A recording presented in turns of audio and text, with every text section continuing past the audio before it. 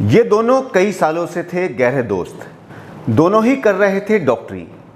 अचानक लड़के को होने लगा लड़की पर शक, और उसके बाद जो कुछ हुआ वो हर किसी के होश उड़ाने के लिए काफ़ी था। अस्सलाम वालेकुम, नमस्कार, आदाब, सत श्री अकाल। मैं हूं आपके साथ नबील अख्तर और इस वक्त आप देख रहे हैं क्राइम हलचल विद नबील अख्तर। कहते हैं कि शक एक ऐसी लाइलाज बीमारी है जिसका इलाज हकीम लुकमान के पास भी नहीं था।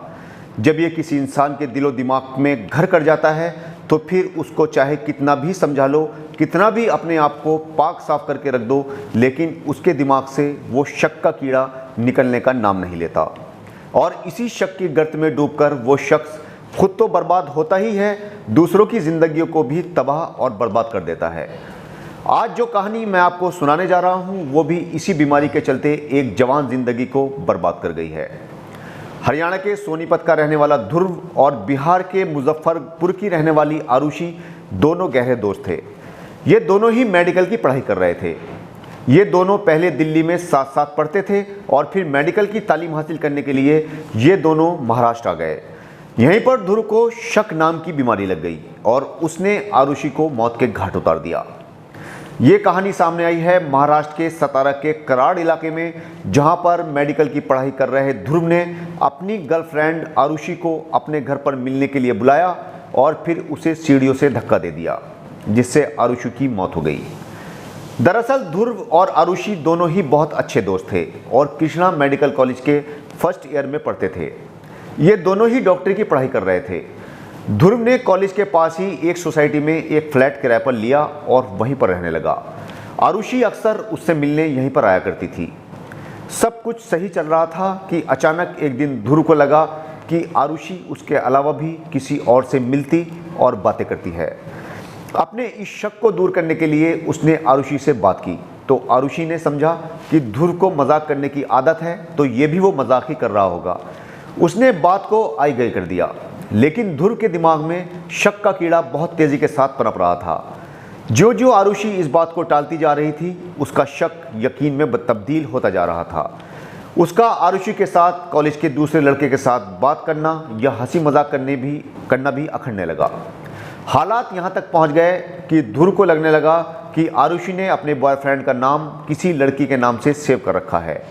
इसी के चलते उसने कई बार आरुषि के फ़ोन के साथ भी छेड़छाड़ की, जिसको लेकर उसका और आरुषि का झगड़ा भी हुआ। जब लाख पूछने पर भी आरुषि ने किसी भी बॉयफ्रेंड के होने से इनकार किया तो ध्रुव ने एक खतरनाक प्लान बना डाला। उसने आरुषि को मिलने के लिए अपने घर पर बुलाया। आरुषि जब ध्रुव के फ्लैट पर पहुंची तो फिर से उसी बात को लेकर दोनों में बहस शुरू हो गई और आरुषि ध्रुव से यह कहकर जाने लगी कि यह उसकी आखिरी मुलाकात है, अब वो उससे कभी नहीं मिलेगी। लेकिन शायद आरुषि ये नहीं जानती थी कि ध्रुव ने तो उससे न मिलने का प्लान बहुत पहले ही बना लिया था। उसने आरुषि का हाथ पकड़ा और उसे जोर का धक्का दे दिया। धक्का लगते ही आरुषि हल्का सा डगमगाई। उसने अपने आप को संभालने की काफ़ी कोशिश की, लेकिन वो बैलेंस नहीं बना सकी और रेलिंग से टकराती हुई लड़खड़ाई और सीधी नीचे जाकर गिरी और नीचे गिरते ही उसकी मौत हो गई। जिसके बाद ध्रुव ने फ़ोन करके आरुषि के परिवार वालों को उसका एक्सीडेंट होने की बात बताई, जिसके चलते आरुषि की मम्मी तुरंत ही कराड़ आ गई और ध्रुव पर आरुषि को मारने का शक जाहिर किया, जिसके बाद पुलिस को मामले की खबर की गई।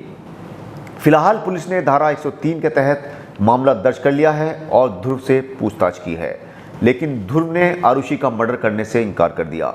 उसने इतना ज़रूर बताया कि उसका और आरुषि का झगड़ा ज़रूर हुआ था, लेकिन उसका सीढ़ियों से नीचे गिरना महज एक इत्तेफाक था। वो पूरी तरह से बेकसूर है। अब पुलिस इस कांड को गहराई से जांच कर रही है और सबूत इकट्ठा करने में लगी हुई है।